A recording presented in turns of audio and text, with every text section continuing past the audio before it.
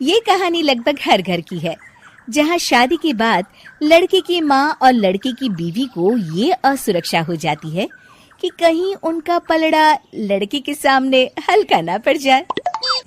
ऐसे में चालाक बहू सास को कैसे देती है जवाब, चलिए देखते हैं इस कहानी में।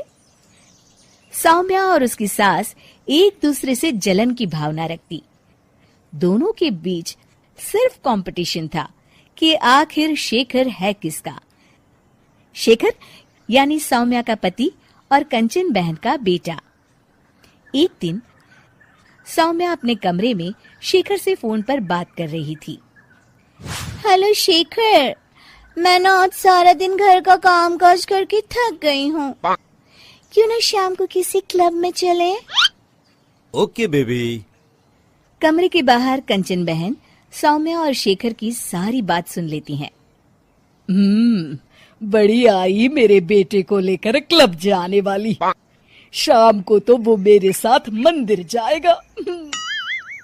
शाम को शेखर जल्दी वापस आता है और सौम्या भी शानदार ड्रेस पहनकर तैयार रहती है। अरे शेखर बेटा, अच्छा हुआ तुम आ गए।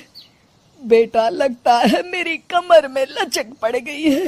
हाय, मैं तो मर गई। अरे माँ, क्या हुआ? मेरी तो सौम्या से बात हुई थी, उसने तो मुझे कुछ भी नहीं बताया। तभी शॉर्ट चमकीली ड्रेस में फुल मेकअप में सौम्या वहां आ जाती है। सौम्या, तुमने ये क्या हाल बना रखा है? माँ की कमर लचक गई है। जल्दी चलो, हमें माँ को डॉक्टर के पास ले जाना है।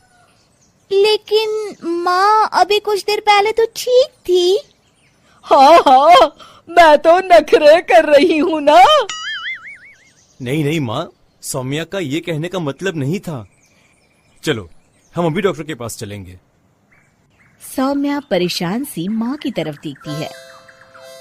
शेखर माँ को पकड़कर कार की तरफ ले जाता है कि तभी कंचन सौम्या की ओर देखकर आंख मारती है। कंचन सौम्या की तरफ शरारती हंसी हंसते हुए कहती है, सौम्या बेटा, जरा खाने में कुछ चटपटा बना लेना। मैं शेखर के साथ डॉक्टर के बाद मंदिर जाऊंगी और हमें आने में देर हो जाएगी। शेखर और कंचन जैसे ही कार में बैठने जाते हैं, सौम्या वहां आ जाती है। शेखर, मुझे ना माँ की बहुत चिंता हो रही है। क्यों ना मैं भी आपके साथ चलूं? खाना मैं घर आकर बना लूंगी। वाह सौम्या, तुम कितनी अच्छी हो। तुम्हें माँ का कितना ख्याल है। सौम्या कंचन की ओर देखते हुए, आखिर तुम्हारी माँ मेरी माँ भी तो है। अरे नहीं सौम्या बेटा, तुम परेशान ना हो। अरे माँ नहीं, सौम्या भी आपके ठीक होने तक परेशान ही रहेगी और उसका मन भी काम में नहीं लगेगा। चलो सौम्या, तुम भी साथ चलो। सौम्या पार्टी की ड्रेस में ही शेखर के साथ कार के सामने सीट पर सवार हो जाती है। कंचन रास्ते में कहती है, अरे शेखर, ये तो किसी चमत्कार से कम नहीं। क्या हुआ माँ? बेटा, मेरे कमर की लचक तो मानो गायब ही हो गई। सौम्या तो समझ चुकी होती है, लेकिन वो शेखर के सामने अनजान बन जाती है। माँ, ये तो सच किसी चमत्कार से कम नहीं।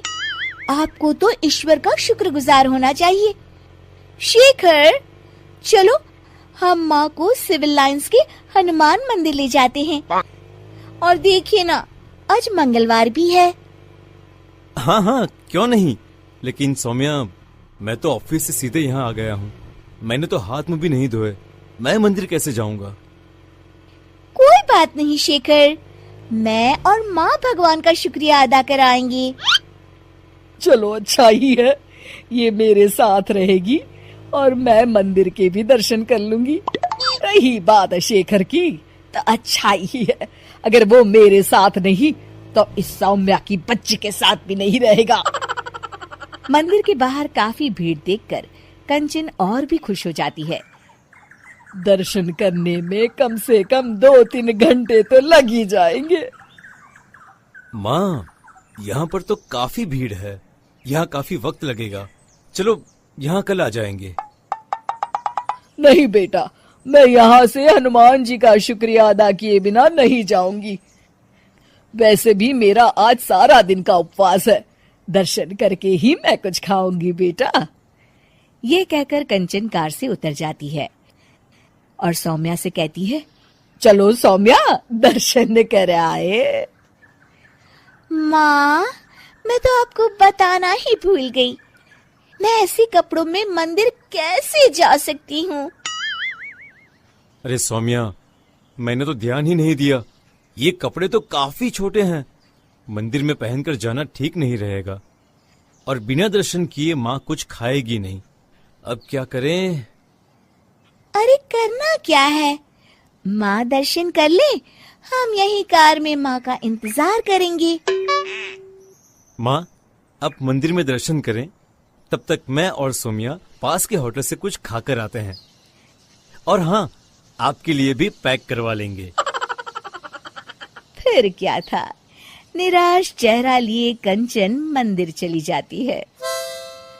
सीख, चालाकी उतनी ही अच्छी है जिससे किसी को नुकसान ना पहुंचे, वरना कभी कभी ज्यादा चालाकी नुकसान का कारण भी बन जाती है।